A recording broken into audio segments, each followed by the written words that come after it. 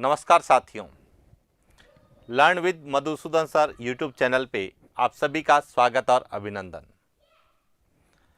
हम बात कर रहे हैं राजस्थान जीके की और राजस्थान जीके के अंतर्गत प्रश्न उत्तरी में आज हम इतिहास के एक प्रमुख टॉपिक, जहां से छोटे एग्जाम में तो प्रश्न पूछे जाते हैं लेकिन इतिहास के संदर्भ में भी कई बार प्रश्न पूछे जाते हैं। यानी कि यह जो टॉपिक है यह राजस्थान जीके के अंतर्गत भी पूछा जाता है और साथ ही साथ यह भारत के इतिहास के अंतर्गत भी प्रश्न पूछे के रूप में पूछा जाता है। तो इसीलिए आज हम जो टॉपिक जिस पे हम चर्चा करने वाले हैं वह है राजस्थान के प्रमुख सिक्के, जो कि सामान्य देखा जाए वर्तमान में अर्थव्यवस्था का आधार माना जाता है। यानी कि मुद्रा का प्रचलन अपने आप में आर्थिक, सामाजिक और यहाँ तक कि राजनीतिक जीवन का भी एक आधार है। तो राजस्थान में जो सिक्के जो रियासती काल में प्रचलित थे, उन सिक्कों को लेके क्या प्रश्न हमसे पूछे जा सकते हैं, किस तरह के प्रश्न बनने की संभावना है, और साथ ही साथ हम यहाँ पर उन प्रश्नों की भी बात करेंगे जो इतिहास के दृष्टिकोण में और सिक्कों के साथ जोड़कर पूछे जाते हैं। क्योंकि जब हम प्रश्नों की प्रकृति का अध्ययन करते हैं तो हम केवल और केवल एक टॉपिक नहीं, इससे संबंधित जितने टॉपिक है उन सभी टॉपिकों को जो है समायोजित करते हुए वर्तमान में किस तरह से प्रश्न पूछे जा सकते हैं उन सब के आधार पर अध्ययन करेंगे। तो जितने भी साथी जो लाइव हैं उन सभी को गुड इवनिंग, राम राम, राधे राधे, जय श्री कृष्णा। तो देखिए, हम लोग शुरुआत करते हैं आज के प्रश्नों की और पहला प्रश्न आप लोगों के लिए है कि सिक्कों या मुद्रा के अध्ययन को क्या कहा जाता है। पहले कमेंट्स करके बताइए कि सिक्कों का अध्ययन या जो मुद्रा का अध्ययन है उसे क्या कहा जाता है। यह आप कमेंट्स करके, कई स्टूडेंट कर रहे हैं कि सिक्कों में एक ही नाम के सिक्के कई रियासतों में चले तो कैसे याद करें। तो वैसे ही प्रश्न मैं लेके आया हूं कि जहां पर एक से अधिक रियासतों में एक ही नाम के सिक्कों का प्रचलन था, तो उनमें से किस तरह से वह सिक्का हमसे पूछा जाएगा उस पर हम लोग बात करने वाले हैं। और आप प्रश्नों की प्रकृति से ही पता चल जाएगा कि सिक्कों को लेकर प्रश्न कैसे पूछे जाएंगे। तो शुरुआत करते हैं आज के प्रश्न की। सबसे पहला प्रश्न कि राजस्थान की रियासतों में प्रचलित सिक्कों के विषय में लिखित पुस्तक जिसका नाम था the currencies of the Hindu states of Rajputana के लेखक है। A William Franklin, B James Tod, C Cab, D George Thomas. यानी कि राजस्थान में जो सिक्के जो रियासती काल में या राजपूताना में जो राजस्थान में सिक्के प्रचलित थे, उन सिक्कों के विषय में सबसे पहले जो पुस्तक लिखी गई उसका नाम था the currencies of the Hindu state of Rajputana. इसके लेखक कौन थे? अब देखिए, समझना।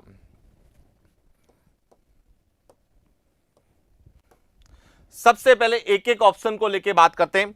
यदि हम विलियम फ्रैंकलिन की बात करें तो विलियम फ्रैंकलिन ने 1805 ईस्वी में एक पुस्तक लिखी थी जिसका नाम था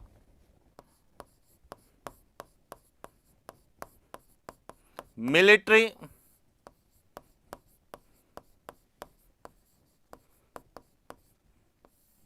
memoirs of mister George Thomas.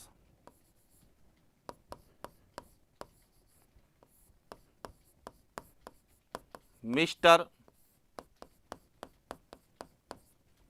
George Thomas, यह पुस्तक किसने लिखी थी? विलियम फ्रैंकलिन ने।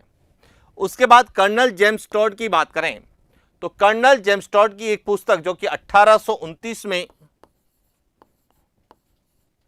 लिखी गई थी जिसका नाम था annals and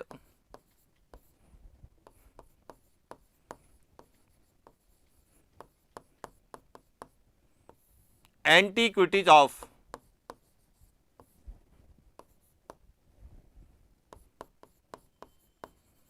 annals and antiquities of Rajasthan, और जिसका दूसरा नाम था, क्या नाम था? Central and western Rajput states of central and western Rajput state of India,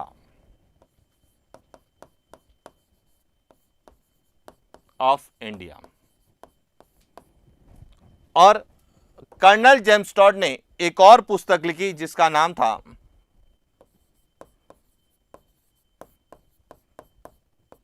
पश्चिमी भारत की यात्रा। तो इसका मतलब है कि ए नहीं होगा और बी नहीं होगा। इसके बाद तीसरे हैं जिनका नाम था कैब। इन्होंने 1893 ईस्वी में, कब? 1893 ईस्वी में एक पुस्तक लिखी जिसका नाम था the currencies of the Hindu states of Rajputana. तो इसका सही उत्तर क्या होगा? सी। और जिसमें इन्होंने रियासत काल में जो सिक्के प्रचलित थे उन सिक्कों के बारे में बताया। तो पॉइंट क्लियर हो चुका होगा कि जब भी प्रश्न हमें पुस्तकों के रूप में पूछे जाते हैं, और विशेष रूप से ब्रिटिश लेखकों की पुस्तक जब हमें पूछी जाती है, उसमें सबसे ज्यादा पूछी जाती है military memoirs of mister George Thomas, जो कि 1805 में विलियम फ्रैंकलिन ने लिखी। और इसी पुस्तक में विलियम फ्रैंकलिन ने बताया कि जॉर्ज थॉमस संभवतः पहला व्यक्ति था जिसने राजस्थान के लिए राजपूताना शब्द का प्रयोग किया। और इसीलिए हम कहते हैं कि जॉर्ज थॉमस ने राजस्थान को क्या नाम दिया था? राजपूताना। और यह कब दिया था? 1800 ईस्वी में। 1800 ईस्वी में जॉर्ज थॉमस ने राजस्थान के लिए राजपूताना शब्द का प्रयोग किया। तो अब देखिए, सिक्कों के साथ जोड़कर कौन कौन सी पुस्तकें या किसके बारे में पूछा जा सकता है? तो एक तो विलियम फ्रैंकलिन के बारे में पूछा जा सकता है, दूसरा जॉर्ज थॉमस के बारे में पूछा जा सकता है कि राजस्थान को राजपूताना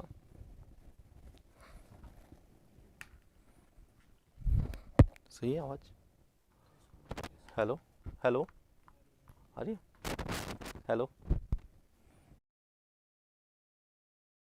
हो गया। फिर आता है कर्नल जेम्स टॉड। और कर्नल जेम्स टॉड को लेके जो प्रश्न पूछा जाता है, सबको पता है कि कर्नल जेम्स टॉड को राजस्थान के इतिहास लेखन का पितामह कहा जाता है। और इन्होंने 2 पुस्तकें लिखी, जिसमें से इनकी पहली पुस्तक थी जिसका नाम था annals and antiquities of Rajasthan, जिसका दूसरा नाम था central and western Rajput state of India. और इसमें ही इन्होंने राजस्थान शब्द का सबसे पहले प्रयोग किया। और इसीलिए कई बार प्रश्न पूछा जाता है कि राजस्थान शब्द का सर्वप्रथम प्रयोग किसने किया? कर्नल जेम्स टॉड ने। और कर्नल जेम्स टॉड ने जो है राजस्थान के अलग अलग रियासतों में घोड़े के द्वारा जो है भ्रमण किया, इसीलिए इन्हें घोड़े वाले बाबा के नाम से जाना जाता है। तो इस तरह से जो है राजस्थान के रियासतों में सिक्कों को लेके या सिक्कों से संबंधित पुस्तक को लेके प्रश्न पूछा जा सकता है। चला आगे बात करते हैं अगले प्रश्न की। अगला प्रश्न है, निम्नलिखित में से किस स्थान से कुषाण कालीन मुद्राएं प्राप्त हुई है? ए रेड, बी रंगमहल, सी बयाना, डी सायला है। सायला किस स्थान से कुषाण कालीन मुद्राएं प्राप्त हुई? अब यहां पे समझना, एक एक को लेके हम लोग बात करते हैं। अब सबसे पहले बात करते हैं रेड, जो कि कहां पर है? टोंक में। और रेड टोंक से मौर्यकालीन जो है सिक्के मिले थे।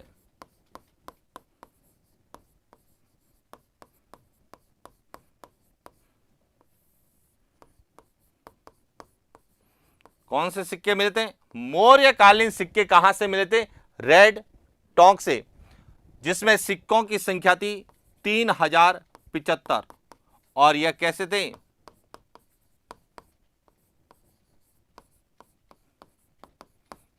चांदी के सिक्के। और रेड, जिसे टाटा नगर के नाम से भी जाना जाता है। तो अब रेड का संबंध किससे है? मौर्य वंश से या मौर्यकालीन सिक्कों से। इसके बाद है रंग महल, जो कि कहां पर है? हनुमानगढ़ में।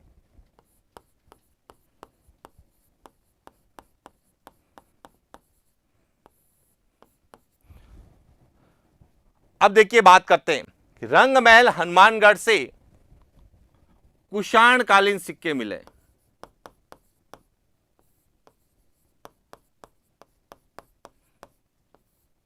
कौन से सिक्के मिले? कुषाण कालीन सिक्के मिले। और इन सिक्कों की संख्या थी लगभग 105। कितने सिक्के थे? लगभग 105 सिक्के मिले। और इन कुषाण कालीन सिक्कों को क्या कहा जाता था? मुरंडा कहा जाता था। तो यह शब्द याद रखना, मुरंडा जो शब्द है यह किसके संदर्भ में पूछा जाता है? कुषाण कालीन मुद्राओं के संदर्भ में पूछा जाता है। यानी कि राजस्थान के इतिहास को भारत के इतिहास के साथ जोड़कर पूछा जाता है। कैसे पूछा जाता है? देखिए, क्योंकि रंग महल जैसे ही आता है विद्यार्थी सभ्यताओं की ओर जाता है। क्योंकि रंग महल से, कालीबंगा से सिंधु घाटी सभ्यता यानी सैंधव सभ्यता के अवशेष मिले, इसीलिए इनको हम जो है सिंधु घाटी सभ्यता के अंतर्गत पड़ते। लेकिन जब यहां पर उत्खनन किया गया तो यहां पर जो है कुषाण कालीन सिक्के भी मिले हैं, जिनकी संख्या कितनी बताई गई? 105। तो इसलिए यहां ध्यान रखना मुरंडा। चला आगे। इसके बाद बात करते हैं बयाना, जो कि कहां पर है? भरतपुर में।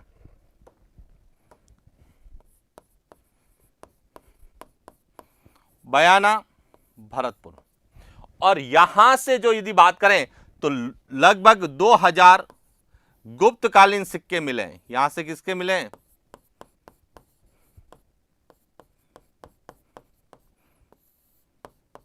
गुप्तकालीन सिक्के मिले हैं, और जिनकी संख्या लगभग 2000 थी। स्वर्ण,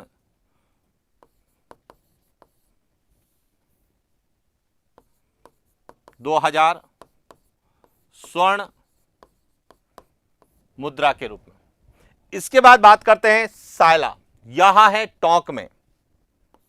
यहां कहां पर है? और यहां से भी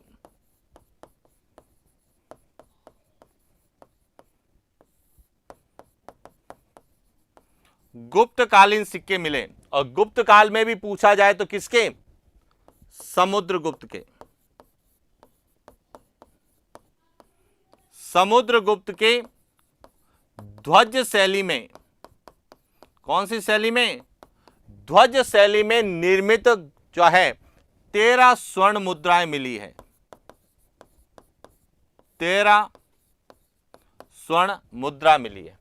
तो अब आपको पॉइंट क्लियर हो चुका होगा कि रेड का संबंध जो है किससे है? मौर्य काल से।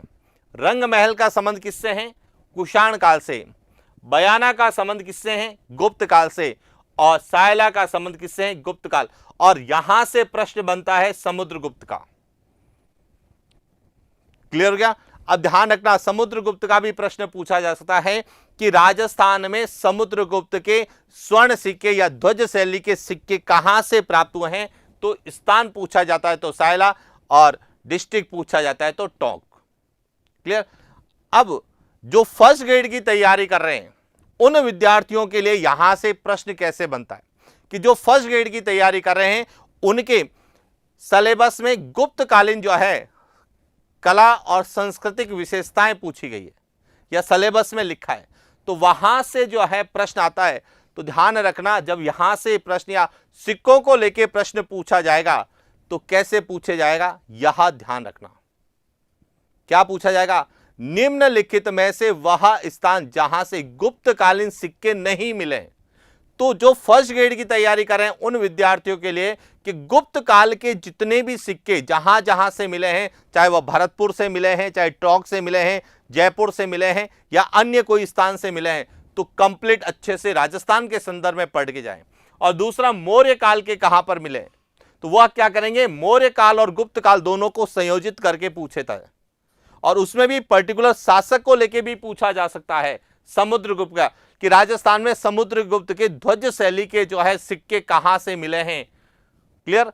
अब ध्वज शैली क्या थी, सिंपल सा था कि सिक्कों पर समुद्रगुप्त को एक हाथ में ध्वज के साथ दिखाया गया था, जिसे ध्वज शैली के सिक्के कहा जाता है। तो इस तरह से हमें इतिहास को सिक्कों के साथ जोड़कर पूछा जाता है, विशेष रूप से वे सिक्के जो राजस्थान से मिले। हालांकि विद्यार्थी जब राजस्थान के सिक्कों का अध्ययन करते हैं तो सामान्यतः रियासतों के सिक्कों के बारे में पढ़ते हैं, लेकिन हमें रियासतों के साथ साथ इतिहास के संदर्भ में भी इसका अध्ययन करना है, क्योंकि वर्तमान में जितने भी प्रश्न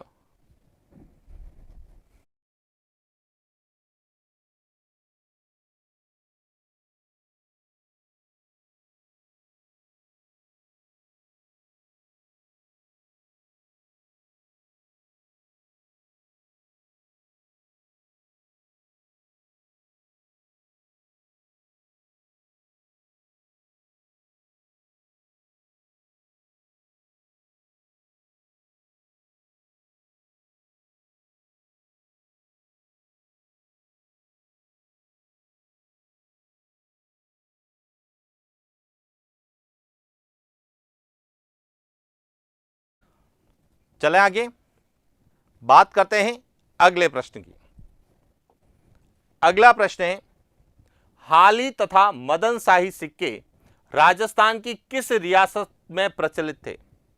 देखिए, राजस्थान के अलग अलग रियासत में अलग अलग शासकों के द्वारा विभिन्न प्रकार के सिक्कों का प्रचलन करवाया, यहां तक कि अंग्रेजों के समय भी राजस्थान में कई रियासतों में सिक्के प्रचलित होते थे। अब प्रश्न आता है कि हाली और तथा मदन शाही सिक्के राजस्थान की किस रियासत में, ए धौलपुर, बी बीकानेर, सी करौली, डी कोटा। अब आपको अली दी रियासतों के अनुसार सिक्कों के बारे में पता है तो शायद आपका प्रश्न कभी गलत नहीं होगा। अब समझना कैसे। सबसे पहले हम बात करते हैं धौलपुर रियासत की। देखिए धौलपुर रियासत के बारे में, तो धौलपुर रियासत में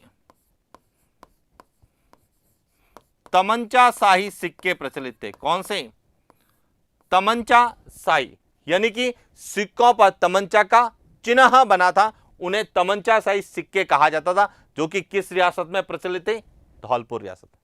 बात करते हैं बीकानेर रियासत में। बीकानेर रियासत में जो है वह गजशाही, कौन से, गजशाही सिक्के प्रचलित थे। और गजशाही सिक्के कहां थे, बीकानेर रियासत में। इसके बाद आता है करौली रियासत, और करौली रियासत में जो सिक्के प्रचलित थे उन्हें कहा जाता था माणकशाही। कौन से सिक्के, माणकशाही सिक्के करौली रियासत में प्रचलित थे। क्लियर हो गया। और इसके बाद आता है कोटा रियासत। अब कोटा रियासत में जो है यहां पर मदन शाही,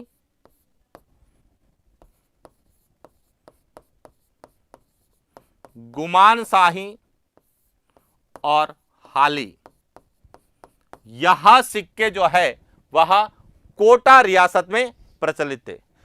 तो हाली और मदन शाही सिक्के राजस्थान की किस रियासत में प्रचलित थे, इसका सही उत्तर क्या है, डी कोटा है, कोटा रियासत में।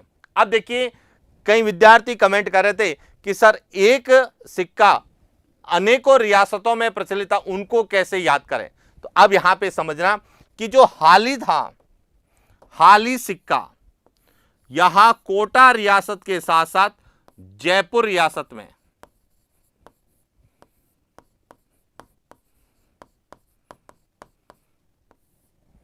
जयपुर रियासत में, और जयपुर रियासत के शासक थे माधो सिंह के द्वारा जो सोने का सिक्का चलाया गया उसे क्या कहा गया था, उसे कहा गया था हाली सिक्का। क्लियर।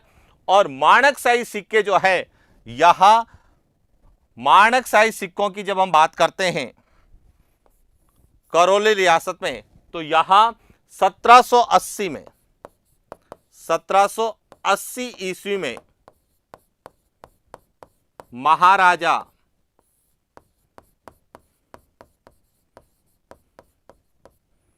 माणकपाल के द्वारा संचालित किए गए थे। तो अब ध्यान रखना, तमंचाशाही कहां पर? धौलपुर में। गजशाही कहां पर? बीकानेर में। माणकशाही कहां पर? करौली में। और मदनशाही गुमानशाही कहां पर है? तो वह कोटा रियासत में प्रचलित। तो इस प्रकार से रियासतों को सिक्कों के साथ जोड़कर हमें प्रश्न के रूप में पूछा जा सकता है। क्लियर हो गया? तो ध्यान रखना, राजस्थान के सिक्कों को लेकर जितने भी प्रश्न हमसे पूछे जाने की संभावना है, उन सभी प्रश्नों की आज हम बात करने वाले हैं। तो चले आगे बात करते हैं अगले प्रश्न की। अगला प्रश्न है, निम्नलिखित में से असुमेलित युग्म है। एक और रियासतों का नाम है, एक और प्रचलित सिक्कों के नाम है। अब इसमें से कौन सा युग्म सुमेलित नहीं है? ए झाड़शाही जयपुर में, बी अक्खयशाही जैसलमेर में, सी सालिमशाही प्रतापगढ़ में, डी रावशाही बूंदी में। अब आपको बताना है इसमें से कौन सा युग्म असुमेलित युग्म है। तो एक एक को लेके बात करते हैं। सबसे पहले बात करते हैं झाड़शाही। झाड़शाही सिक्के जो है यहां जयपुर में प्रचलित थे। कहां प्रचलित थे? जयपुर में। क्लियर? और इन्हें झाड़शाही क्यों कहा जाता था? क्योंकि इन पर 6 टहनियों का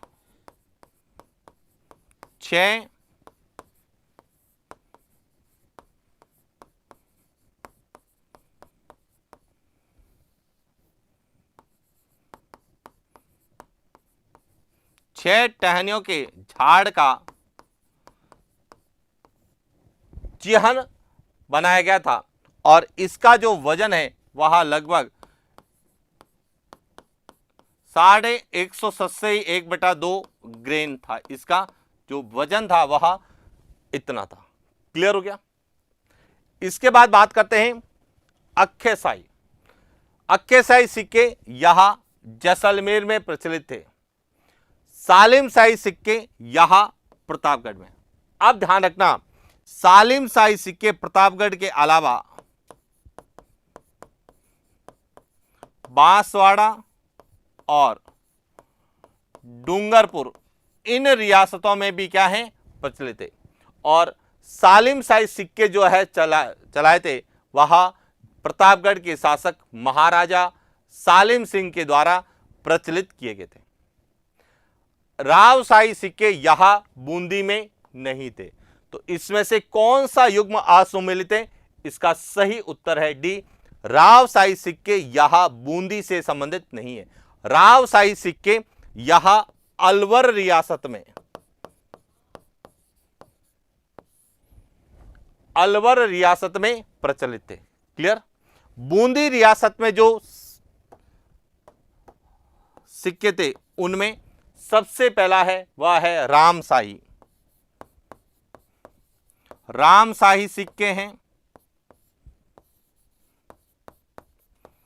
कटारशाही सिक्के हैं और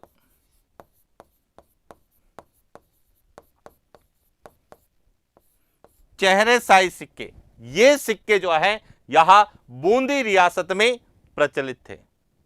पॉइंट क्लियर हो गया? तो इस तरह से हमें रियासतों को सिक्कों के साथ जोड़कर पूछा जा सकता है।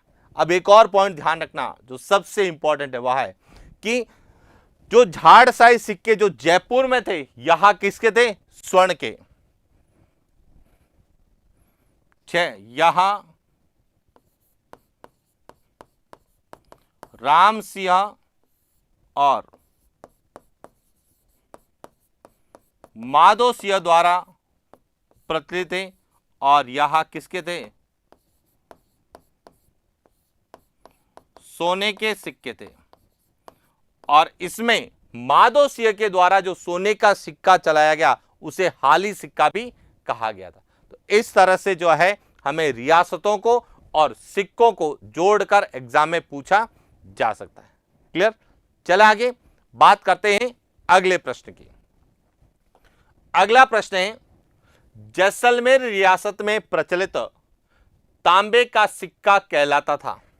ए भीलड़ी या भिलाड़ी, बी हाली, सी डोडिया और डी त्रिशूलिया। तो आपको बताना है कि जैसलमेर रियासत में प्रचलित तांबे का सिक्का क्या कहलाता था। अब यदि हम जैसलमेर रियासत की बात करें तो जैसलमेर रियासत में या राजस्थान में सोने के सिक्के,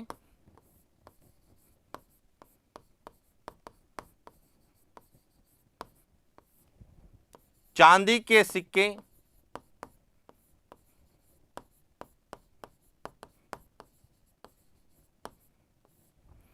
तांबे के सिक्के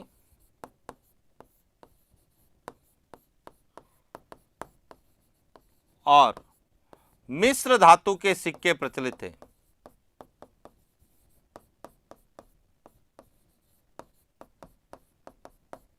मिश्र धातु के सिक्के प्रचलित है। अब प्रश्न में पूछा गया है कि जैसलमेर रियासत में प्रचलित तांबे के सिक्के को क्या कहा जाता था। अब एक एक को लेके बात करते हैं। सबसे पहले बात करते हैं भिलाड़ी। भिलाड़ी जो है यह मेवाड़ और सिरोही रियासत में प्रचलित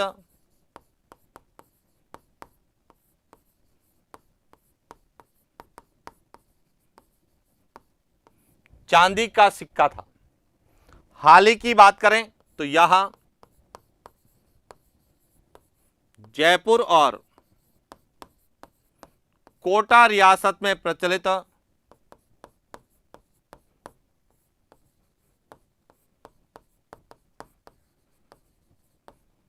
सोने का सिक्का था। क्लियर। इसके बाद बात करें डोडिया, यह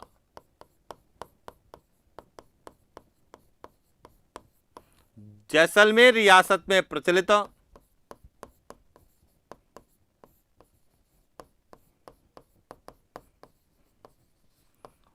तांबे का सिक्का था। और त्रिशूलिया यह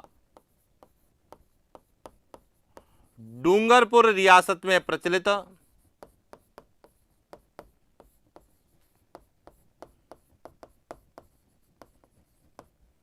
चांदी का सिक्का था।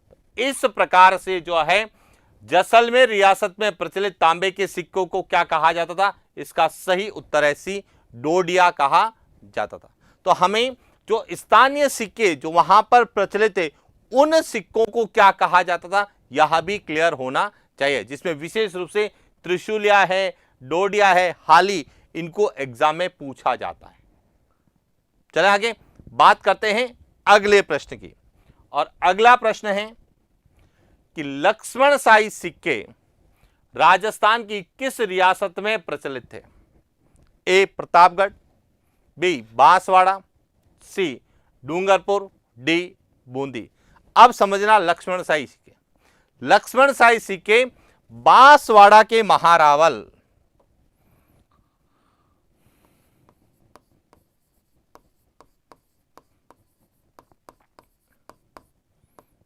लक्ष्मण शाही सिक्के जो है यह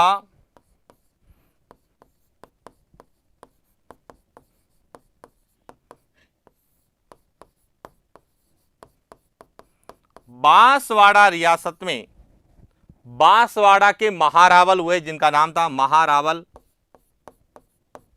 लक्ष्मण सिंह।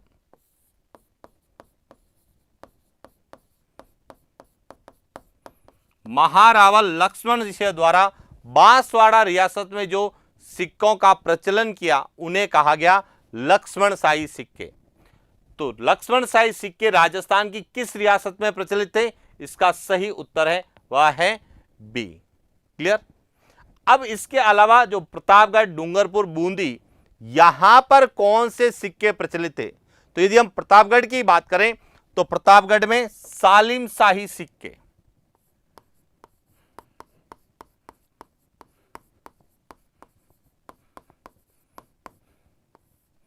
सालिम शाही सिक्के जो है यह मुख्य रूप से प्रतापगढ़ में प्रचलित थे, जिन्हें जो है किसके द्वारा चलाया गया? महारावल सालिम सिंह के द्वारा।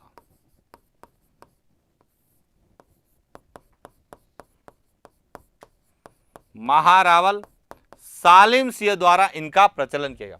हालांकि प्रतापगढ़ के अलावा सालिम शाही सिक्के बांसवाड़ा और डूंगरपुर रियासत में भी प्रचलित थे, लेकिन इनका प्रचलन प्रतापगढ़ के महारावल सालिम सिंह के द्वारा किया गया, जिन्हें हम सालिम शाही सिक्के कहते हैं।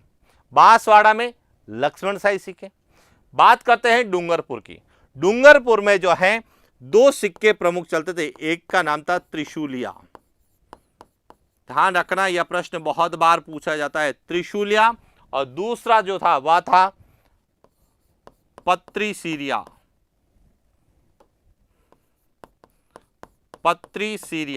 यहां डूंगरपुर रियासत में प्रचलित सिक्के थे। और बूंदी रियासत की यदि बात करें तो बूंदी रियासत में रामशाही, कटारशाही और चेहरेशाही यह सिक्के प्रचलित है। तो इस प्रकार से हमें रियासतों के संदर्भ में सिक्के पूछे जाते हैं कि कौन सा सिक्का किस रियासत में प्रचलित था या उसका संचालन किस शासक के द्वारा किया गया। क्लियर? चल आगे बात करते हैं अगले प्रश्न की। अगला प्रश्न है कि बीकानेर रियासत में प्रचलित सिक्कों पर अंकित चिन्ह का असंगत युग्म है। ए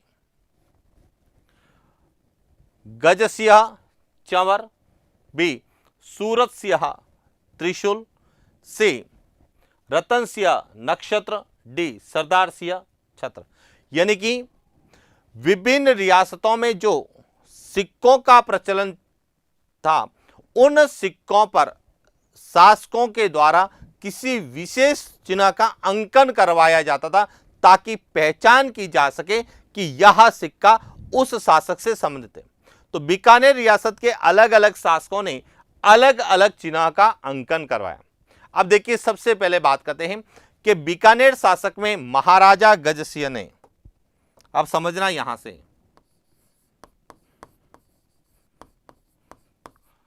बीकानेर रियासत में महाराजा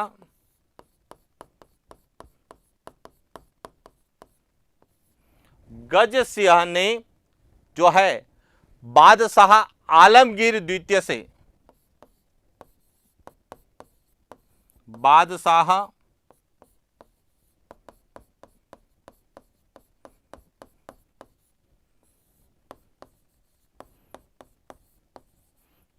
आलमगीर द्वितीय से टकसाल निर्माण के लिए सिक्के बनाने की या टकसाल की स्थापना की अनुमति ली थी। और सबसे पहले बीकानेर रियासत में जो सिक्के चलाए गए थे वह शाह आलम के सिक्के थे। किसके थे?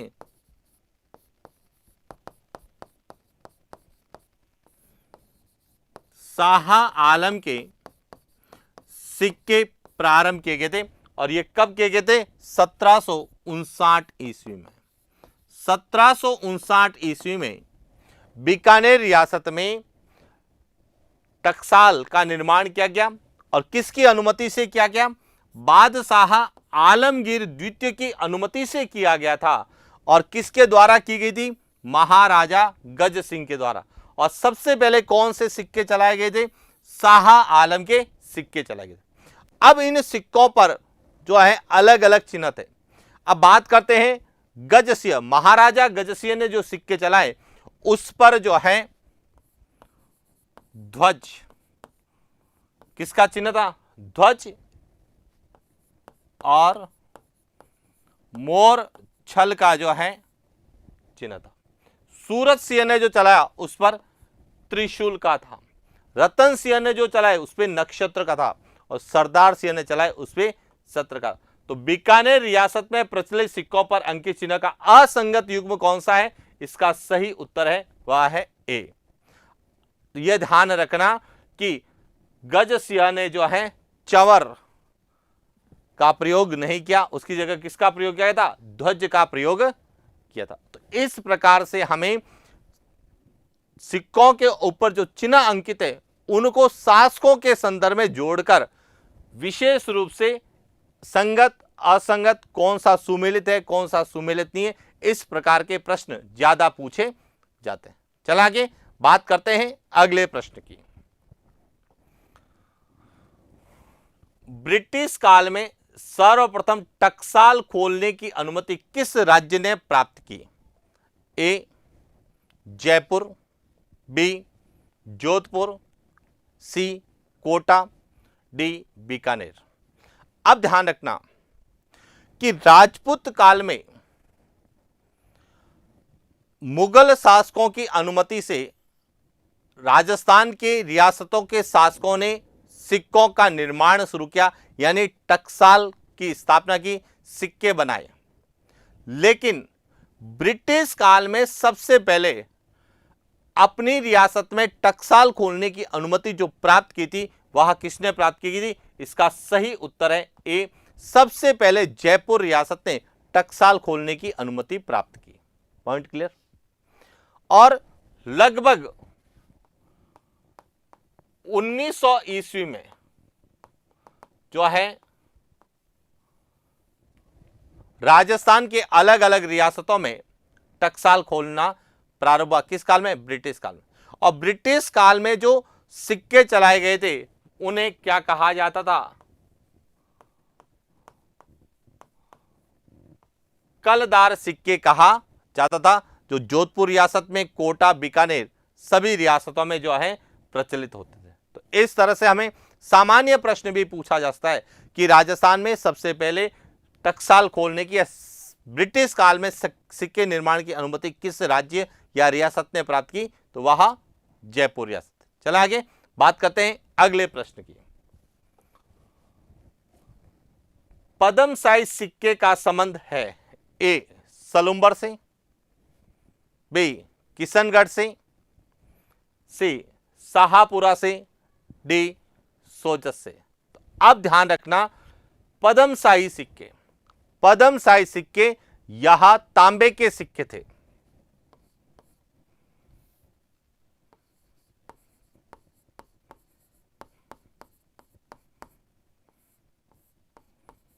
पद्मशाही सिक्के यहां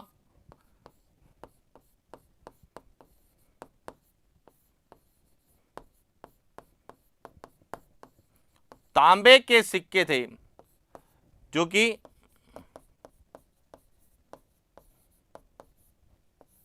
सलुम्बर रियासत में प्रचलित है। और सलुम्बर जिसे राजस्थान के 50 जिलों के अंतर्गत नए जिले के रूप में स्थापित किया गया है। तो आपसे इतिहास के संदर्भ में भी प्रश्न पूछा जा सकता है कि पद्मशाही सिक्कों का संबंध किस रियासत से था? तो वह सलुम्बर से था। इसका सही उत्तर क्या है? वह ए है। अब बात करते हैं किशनगढ़ में। किशनगढ़ में जो सिक्के चलते थे उन्हें कहा जाता था शाह आलमी।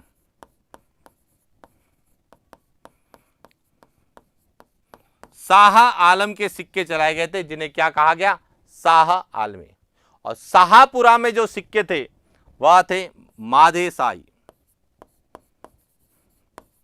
माधेशाही सिक्के यहां शाहपुरा में।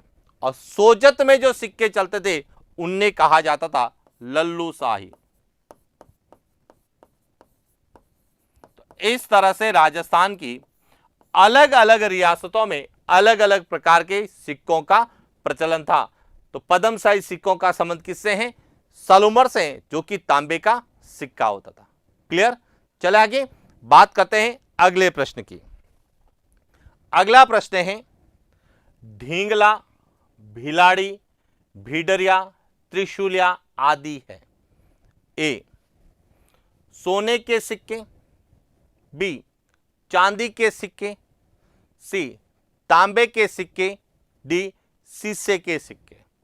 कि ढींगला, भिलाड़ी, भीडरिया, त्रिशूलिया ये जो सिक्के चलते थे यह सिक्के किसके बने हुए होते थे।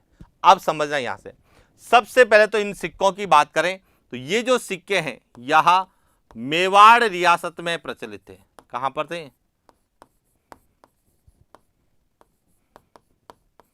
मेवाड़ रियासत में जो किसके?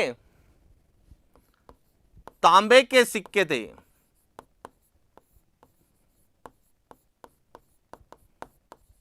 मेवाड़ रियासत में प्रचलित तांबे के सिक्कों को जो है क्या कहा जाता था? ढींगला, भिलाड़ी, भीडरिया, त्रिशूलिया। हालांकि त्रिशूलिया जो है यह डूंगरपुर रियासत में भी प्रचलित था।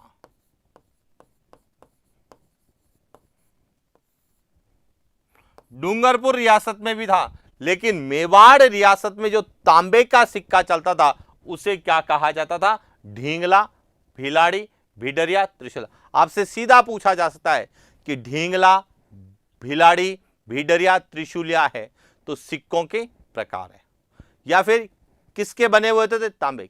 या फिर पूछा जाता इनका संबंध किस रियासत से है? तो मेवाड़ रियासत से। क्लियर?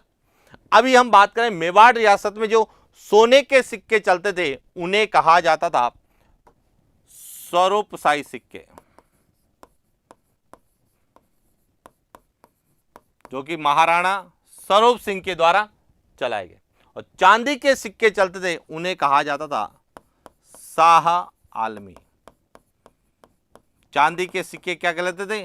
शाह आलमी, जो कि मेवाड़ के अलावा किशनगढ़ में भी प्रचलित थे या चलाए जाते थे। क्लियर? तो इस तरह से हमें पर्टिकुलर जो स्थानीय, जैसे डोडिया है, त्रिशूलिया है, पत्री सीरिया है, ढींगला है, भिलाड़ी, इस तरह से नाम देके हाली है, इस तरह से शब्दों के आधार पे भी हमें सिक्कों के संदर्भ में पूछा जा सकता है कि कौन सा सिक्का या कौन सा जो है मुद्रा किस रियासत में या किसकी बनी हुई होती थी या कहां पे प्रचलित थी या किस शासक के द्वारा चलाई जा रही थी। तो इस प्रकार से राजस्थान के सिक्कों को लेके, जो राजस्थान के प्रमुख सिक्के जो एग्जाम में पूछे जा सकते हैं, उनके बारे में चर्चा की। बात करते हैं अगले प्रश्न की। अगला प्रश्न है कि राजस्थान में सबसे प्राचीन लेख वाले सिक्के कहां से प्राप्त हुए? ए रेड, बी मध्यमिका, सी बैराट, डी बयाना। अब यहां पे समझना कि यदि हम बात करें भारत में, तो भारत में जो है सबसे पहले लेख रहित सिक्के मिले, जिन्हें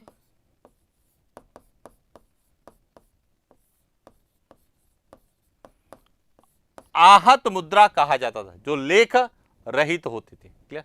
लेकिन प्रश्न है कि राजस्थान में सबसे प्राचीन लेख वाले सिक्के, यानी ऐसे सिक्के जिनके ऊपर लेख लिखा हुआ था, यह सब कहां मिले? तो इसका सही उत्तर है वह है बी मध्यमिका नगरी चित्तौड़गढ़ से मिले, यानी कि मध्यमिका से मिले। यदि हम रेड की बात करें तो रेड से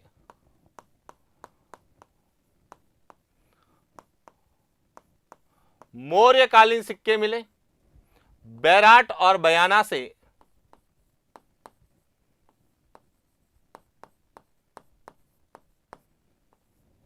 गुप्तकालीन सिक्के मिले। क्लियर होगा? जबकि मध्यमिका से सबसे प्राचीन लेख वाले सिक्के मिले। तो इस तरह से राजस्थान के जो प्रमुख सिक्के हैं उनको रियासतों के साथ, उनको जो है विशेषता के साथ या फिर किसी वंश से जोड़कर हमें एग्जाम में पूछे जा सकते हैं। और जिस प्रकार से भी प्रश्न राजस्थान के सिक्कों को लेकर पूछे जाने की संभावना है, उनके बारे में हमने विस्तार से चर्चा की। कई विद्यार्थी कमेंट्स कर रहे थे कि सर राजस्थान भूगोल पहले करवाइए, राजस्थान भूगोल को विस्तार से करवाइए। तो हमने पहले ही कह रखा है कि हम राजस्थान जीके पढ़ रहे हैं, ना कि राजस्थान का भूगोल, राजस्थान का इतिहास या राजस्थान की कला संस्कृति। राजस्थान जीके में राजस्थान का इतिहास भी आता है, राजस्थान की कला संस्कृति भी है, राजस्थान का भूगोल भी है, राजस्थान की राजनीतिक व्यवस्था भी है, राजस्थान की प्रशासनिक व्यवस्था भी है, राजस्थान की अर्थव्यवस्था भी है और राजस्थान की समसामयिक यानी करंट अफेयर्स भी है। तो ये सभी जो है समायोजित है और हम इस प्रश्नोत्तरी के माध्यम से उन सभी विषयों का विस्तार से अध्ययन करने वाले हैं। लेकिन कई विद्यार्थियों की डिमांड है कि सर राजस्थान के जो 50 नए जिले हैं उनके आधार पर राजस्थान ज्योग्राफी आप विस्तार से पढ़ाइए। तो उन विद्यार्थियों को मेरा एक संदेश है कि यदि आपको 50 जिलों के आधार पर राजस्थान का भूगोल या जो हमारी वैकेंसीज आ गई है या आने वाली है उन वैकेंसीज में जो भूगोल का पोर्शन है उस भूगोल के पोर्शन को पढ़ना है, तो आप एक बार यहां पैनल जरूर देख लें कि जो हमारा एलएम ज्योग्राफी एप्लीकेशन है, एलएम ज्योग्राफी एप्लीकेशन पर हमने जितनी भी परीक्षाएं वर्तमान में जो है आई हुई है या फिर आगामी दिनों में आने की संभावना है उनके लिए कोर्स लॉन्च कर रखे, जिसमें हमने विस्तार से, चाहे वह राजस्थान का भूगोल हो, चाहे वह भारत का भूगोल हो, चाहे विश्व का भूगोल, जिस सिलेबस में जो टॉपिक है उस टॉपिक को विस्तार से पढ़ाया गया है। जैसे कंप्यूटर अनुदेशक के लिए जो हमने आज ही अपना बैच लॉन्च किया है वह है राजस्थान का भूगोल। इसके अलावा रीट फर्स्ट लेवल के लिए हमारा 5वां बैच चल रहा है, बैच 5 राजस्थान का भूगोल। रीट सेकेंड लेवल एसएसटी में जो ज्योग्राफी है जिसमें विश्व का भूगोल है उसका जो है पहला बैच हमने लॉन्च किया है। इसी प्रकार रीट लेवल सेकेंड का 5वां बैच जो कि राजस्थान भूगोल से संबंधित है वह हमारा एप्लीकेशन में अवेलेबल है। इसी तरह से फर्स्ट ग्रेड जीके का 5वां बैच हमारा राजस्थान का भूगोल जो कि 50 नए जिलों के आधार पर वह आपको एप्लीकेशन में मिलेगा। इसी प्रकार एसआई का सब इंस्पेक्टर जो कि आगामी भर्तियों में शामिल है उसमें भारत, विश्व और राजस्थान के भूगोल का हमने पूरा ही एक कोर्स लॉन्च कर रखा है। जो आप एप्लीकेशन में जाइए, गूगल प्ले स्टोर में जाइए, एलएम ज्योग्राफी एप्लीकेशन को डाउनलोड कीजिए और उसके बाद स्टोर में जाके जितने भी हमारे कोर्स जो परीक्षाओं से संबंधित है, क्योंकि एक विद्यार्थी केवल एक परीक्षा की तैयारी नहीं करता है, वह एक साथ कई एग्जाम्स की तैयारी करता है। वह कंप्यूटर अनुदेशक की भी करेगा, वह रीट की भी करेगा, वह एसआई की भी करेगा, वह फर्स्ट ग्रेड की भी करेगा, सेकेंड ग्रेड। तो ऐसे विद्यार्थी जो एक साथ अनेकों वैकेंसीज या भर्ती की तैयारी कर रहे हैं उन विद्यार्थियों के लिए भी हमने एक विशेष बैच बनाया जिसे कहा गया है Rajasthan geography for all competition. तो Rajasthan geography for all competition जिसमें राजस्थान के जितने भी एग्जाम्स हैं उन सब के जितने भी ज्योग्राफी के टॉपिक है उन सभी टॉपिक को उसमें करवाया जाएगा और जिसकी वैधता 1 वर्ष के लिए रहेगी। तो 1 वर्ष में जितने भी अपडेट होंगे वह भी उसमें शामिल होंगे, चाहे वह इकोनॉमिक सर्वे के आधार पर है, चाहे वह नवीनतम आंकड़ों के संबंध में, जिस टॉपिक में जो परिवर्तन होगा वह उस टॉपिक में अपने आप ऐड कर दिया जाएगा। तो आपको बार बार जो है अलग अलग जो है किताबें ना तो खरीदनी पड़े, न ही बार बार आपको कोर्स परचेज करना पड़े। एक ही कोर्स 1 साल की वैलिडिटी के साथ जो है ऐप में अवेलेबल है जिसे हम Rajasthan geography for all competition, इसी प्रकार भारत के संदर्भ में भी है भारत का भूगोल फॉर ऑल कंपटीशन, और शीघ्र ही हम विश्व भूगोल के संदर्भ में भी इसी प्रकार का कोर्स लाने वाले हैं। लेकिन फिलहाल जो हमारे जितने भी कोर्स जिनको भी भूगोल विस्तार से पढ़ना है वह एलएम ज्योग्राफी एप्लीकेशन में जाए और वहां पर जो है जो भी कोर्स है। अब एक और विशेष रूप से ध्यान रखना, जब भी आप कोर्स परचेज करें उससे पहले कोर्स में जो दिशा निर्देश दे रखे हैं और वीडियो दे रखा है उसको अवश्य देखें। बिना दिशा निर्देश पढ़े आप कोर्स ना लें। क्यों? क्योंकि आप जल्दबाजी में कोर्स परचेज कर लेते हैं, दिशा निर्देश को नहीं पढ़ते हैं, फिर बार बार आप मैसेज करते हैं, कमेंट्स करते हैं और कई बार हम उसका जवाब नहीं दे पाते हैं, तो आपके मन में नकारात्मकता आता है, नेगेटिव सोच आती है कि हमने कोर्स तो परचेज किया लेकिन हमारी कोई सुनवाई नहीं होती। तो इसलिए ध्यान रखना, कोर्स लेने से पहले आप दिशा निर्देश अच्छे से पढ़ें, क्योंकि मेरा उद्देश्य कोर्स पूरा करवाना नहीं है, मेरा उद्देश्य एग्जाम तक पढ़ाना है। क्योंकि कोर्स तो 3-4 महीनों में पूरा हो जाता है, लेकिन पेपर जिस दिन वैकेंसी आती है उसके बाद पेपर बनना शुरू होता है और एग्जाम तक जो है कई बार परिवर्तन देखने को मिलता है। तो हम एग्जाम तक आपको पढ़ाने वाले हैं, न कि केवल कोर्स पूरा करवाने। क्योंकि कुछ ऐसे टॉपिक हैं जो करंट के आधार पर पूछे जाते हैं, जैसे पर्यटन को लेके बात करें, परिवहन को लेके बात करें, उद्योगों को लेके बात करें, औद्योगिक नीतियों को लेके बात करें, या फिर कृषि के संबंध में आंकड़े, ये सब करंट के आधार पर पूछे जाते हैं। ऊर्जा के संबंध में जो टॉपिक है वह करंट के आधार पर पूछे जाते हैं। तो उनके लिए हमने विशेष रूप से यह कहा है कि जो भी टॉपिक इकोनॉमिक सर्वे से जुड़े हुए होंगे उनको जब नई इकोनॉमिक सर्वे आएगी तो उसके आधार पर पुनः पढ़ाया जाएगा। हालांकि अभी भी एप्लीकेशन में अवेलेबल है, लेकिन उनको जो है नए आंकड़ों के साथ वापस पढ़ाया जाएगा। तो इसलिए यह मत कहना कि सर हमें पुराना नहीं है, यदि उसमें कोई चेंज होगा तो वह पूरा चेंज पढ़ाया जाएगा, लेकिन जब तक आपकी कोर्स की वैधता है उसमें जो परिवर्तन होगा वह पढ़ाया जाएगा। कोर्स की वैधता के बाद में यह संभव नहीं होगा। क्लियर होगा? तो यह था आज का हमारा सेशन, जिसमें हमने राजस्थान के प्रमुख सिक्कों के बारे में बात की। बात करते हैं कल के टॉपिक की, जिस पर आपको विस्तार से अध्ययन करके आना है, और वह टॉपिक है राजस्थान के प्रमुख साहित्य, जिसमें ऐतिहासिक साहित्य हैं जैसे ख्यात है, रासो है, या फिर आधुनिक राजस्थान के इतिहास के कुछ साहित्य हैं, चाहे वह कर्नल जेम्स टॉड के हो, टेसो टोरी को हो, चाहे सूर्यमल मिश्रण के हो, या अन्य कोई भी ऐसे साहित्यकार जिन्होंने राजस्थान के इतिहास के बारे में लिखा और उनके साहित्य आज भी पढ़े जा रहे हैं और चर्चित हैं, उनके बारे में हम विस्तार से अध्ययन करने वाले हैं। तो आज के लिए इतना ही, मिलते हैं नेक्स्ट क्लास। Thank you.